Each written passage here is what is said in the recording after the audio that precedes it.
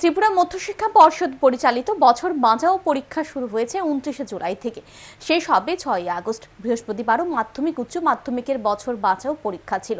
পর্ষদের সচিব দুলাল দে জানান, এই বছর 27টি সেন্টারে হচ্ছে পরীক্ষা। এরই মধ্যে আগরতলায় 2টি সেন্টার, একটি হলো নেতাজি সুভাষ বিদ্যা নিকেতন আর অন্যটি হলো কামিনী কুমার সিং মেমোরিয়াল দ্বাদশ স্কুল। এই বছর মাধ্যমিকে বছর বাঁচাও পরীক্ষায় পরীক্ষার্থী 2762 ও দ্বাদশে 3815 জন। তিনি জানান, পরীক্ষা শেষ হয়ে যাবে 4-5 দিনের মধ্যে উত্তরপত্র মূল্যায়নের কাজ। আগস্টের শেষ সপ্তাহে প্রকাশিত হতে পারে বছর বাঁচাও পরীক্ষার ফলাফল।